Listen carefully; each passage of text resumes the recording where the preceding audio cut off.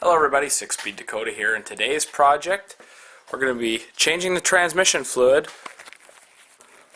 and differential oil on a 2003 Honda CRV. It's a fairly simple process as long as you can follow some instructions. So we're going to start with the transmission first. I've already changed the engine oil in it, which I've already have a video on how to do. So some stuff you're going to need, look in the old toolbox here. You need a 3/8 drive ratchet or breaker bar. I like the breaker bar because it's a little bit longer. That's for the transmission we'll start with. And okay, some other stuff you're going to need 3 bottles of Honda automatic transmission fluid.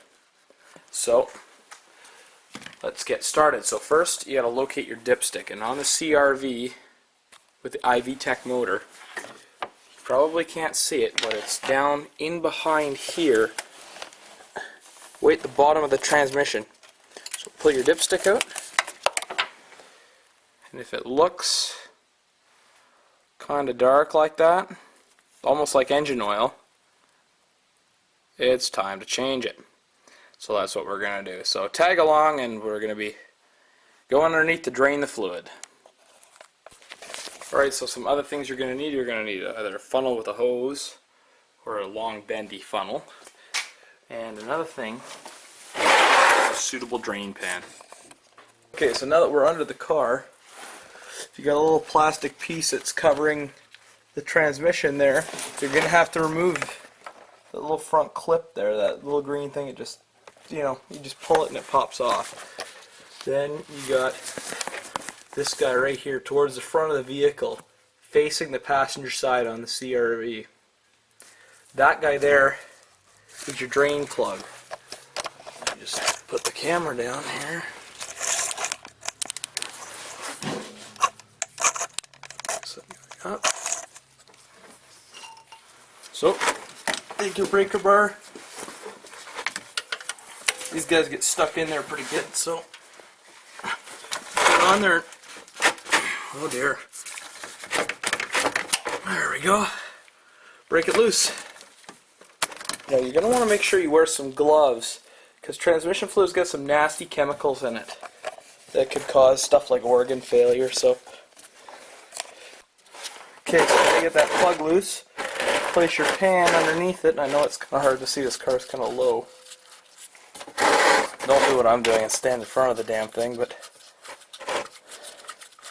this bolt's got a bunch of threads on it, so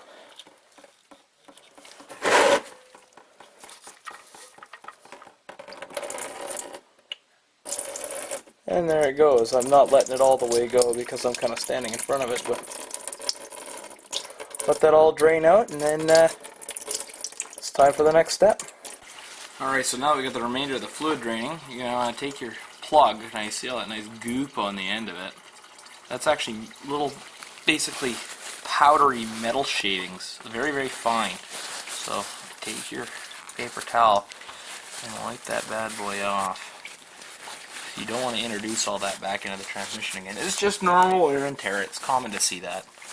Now on a Honda transmission, you can't replace the filter, so it makes them very easy to service. It's just drain and fill. Now this little guy here, this little crush washer, while you're at the dealership, because this fluid doesn't get changed all that often, you don't want it to start leaking, I recommend asking them to give you a new crush washer. So there we go, that's back in, and the fluid's done draining. There, so now we're going to put it back in. Just like changing your oil. Put that guy in there. Now you got to be careful, because this is an aluminum casing and you will strip it if you over tighten it. But you want to snug it down well enough to where it starts to crush that crush washer in. We take our breaker bar. Now you'll feel it get tight pretty quickly. And then just snug it firmly so that you crush that crush washer a little bit and wipe the excess fluid. This is probably the easiest part of doing this transmission service. Okay, so on 4-cylinder model Hondas, where the dipstick came out over there, notice they have this rather large grommet here on the dipstick. Should wipe this guy off. That means that you have to fill the transmission through the dipstick hole with these guys. The V6s, they don't have this big grommet, but almost like an engine oil dipstick. They just have that little tube in there. So filling it through the tube is rather difficult. So they have a big plug on top of underneath the air cleaner. So you probably have to take the air box off, and that plug just comes right out. But since I got my funnel in there, we're gonna take our Honda transmission fluid.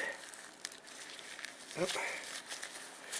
Now you have to use the Honda fluid. Do not use Dex 3, Dex 4, or the multi-vehicle import ATF. That does not work. And these transmissions are complicated and expensive. Okay, so this takes about 3 liters of fluid. Pretty much exactly. So if you want to be on the safe side, what you could do is you could put 2.5 in, put the dipstick down in there, check the fluid level, and then top off as necessary. These engines do not have to, they cannot be running. They have to be in park and with the engine shut off. On domestic transmissions, you want the engine running in either neutral or park, whatever the dipstick says on it. Do not run this engine and then top the fluid up like you would a regular domestic vehicle, because you will overflow the transmission or overfill the transmission, and that's really bad for an automatic. So make sure that you follow this procedure and don't overfill it. Make sure that the engine is off and on a level surface. Alright, so I'm going to put the other 2 liters of fluid in, and we'll be back. Okay, now that you got adequate fluid and you've checked it and to make sure that it's adequate, start the engine.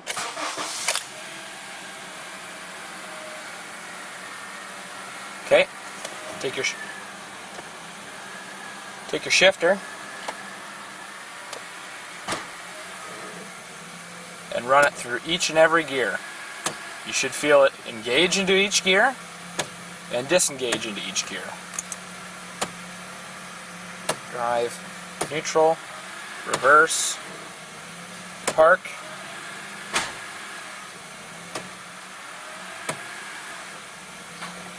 And just cycle it at least twice. Now since I'm up on ramps, I'm actually going to back it off the ramps.